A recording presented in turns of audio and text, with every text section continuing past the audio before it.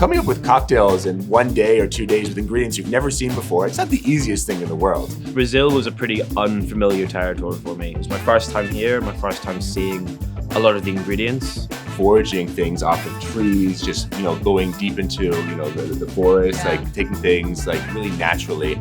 The cacao fruit, we just get the chocolate from the supermarket, really. For us, this is cacao, but then to see that it's actually on the plant, it's a fruit, there's pulp, there's seeds, how you process it and everything was amazing.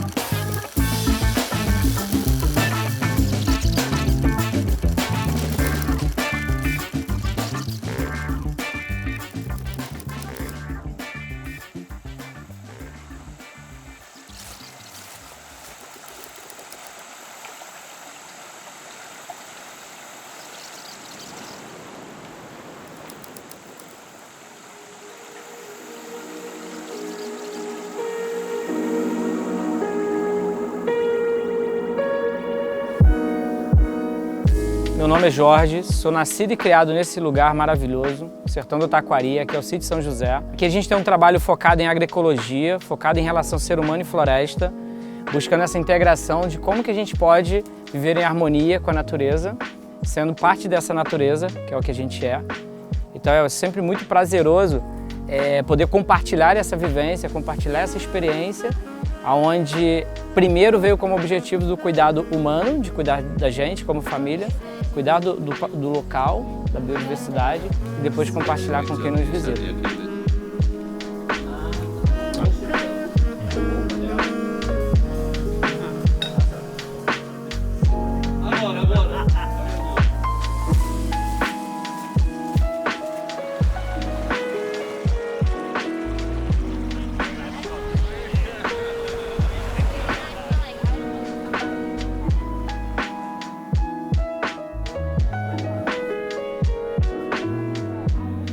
Eu escolhi trazer as pessoas aqui para eles conhecerem um pouco da cozinha da Dona Laura, porque ela usa ingredientes que hoje a gente lida como exótico e acredita que são ingredientes muito diferenciados, né?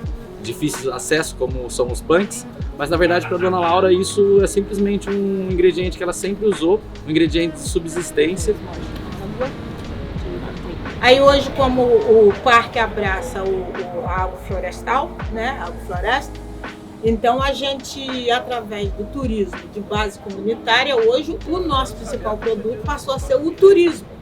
E esse turismo a gente quer trazer o melhor, que a gente sabe que são os orgânicos, as punks, e a gente quer trabalhar com o diferencial.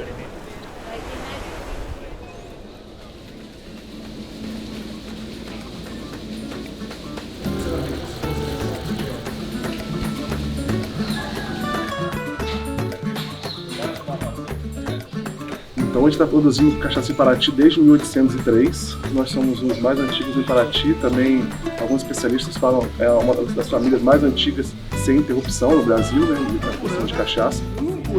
Umbirana, né? Bora beber.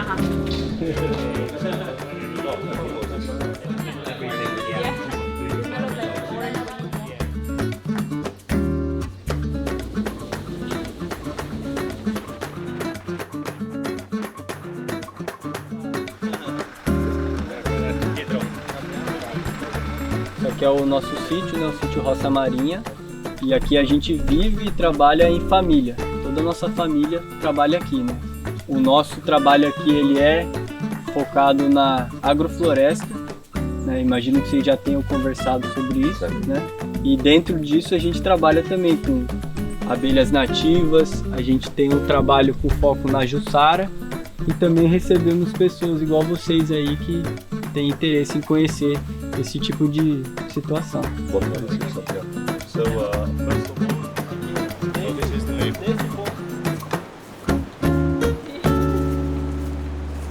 Yeah, so basically the fun part about this type of experience is that you really have no idea what you're making until you start just grabbing ingredients, and you start kind of processing. And we had to each make 3 different drinks. I think the first ingredient that really grabbed my attention was limon cravo. Yeah.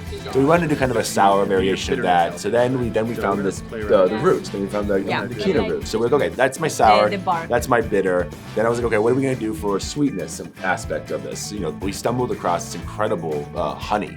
And we're like, okay, that totally makes sense. Orange, honey, something bitter.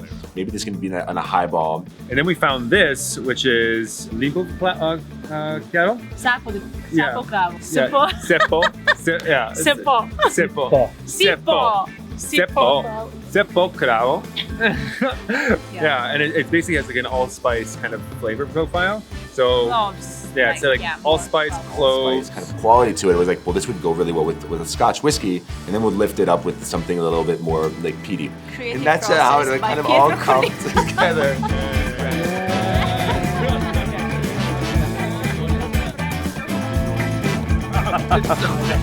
Agora a gente vai entrar numa parte de floresta secundária média e depois lá no sítio que é a mata primária.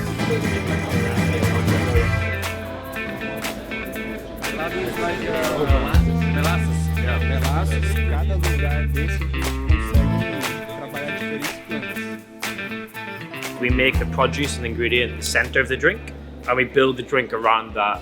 Rather than us find ingredients that complement a drink we have in mind, we start from scratch, we find the produce first, and then we turn that into a cocktail or a sour. But the problem is there's too many ingredients I like, so I have to cut it down to 4. So it's going to be quite hard, but we'll see.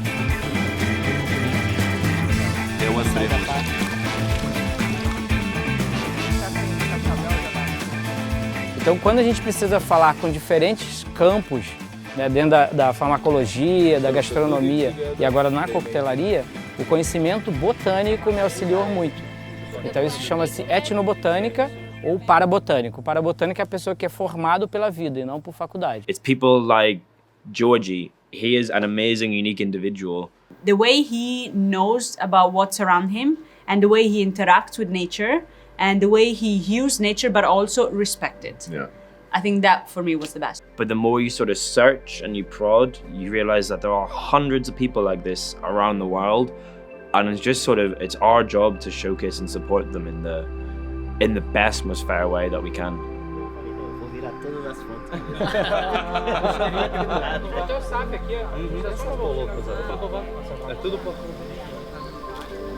Então ele abrange todas as comunidades. Ela tem os valores medicinais pelos quais ela é usada no mundo inteiro.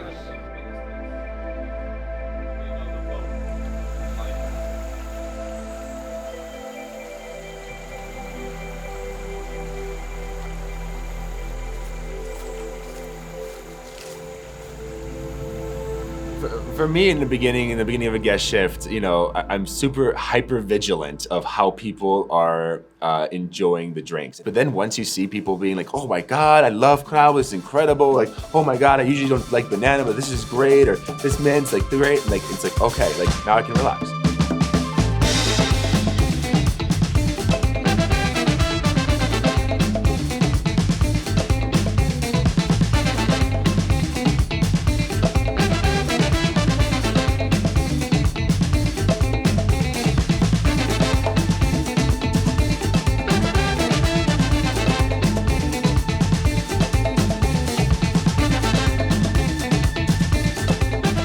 Now, it was amazing to actually talk to people. That's my favorite part, no? To guide them, you know, to hear what they like and why they're here. And yeah, I love it. And it happens very rarely. Behind the bar, it was us two, Barney and Italo, and we worked like a team. It was like crazy. It felt like we did it before.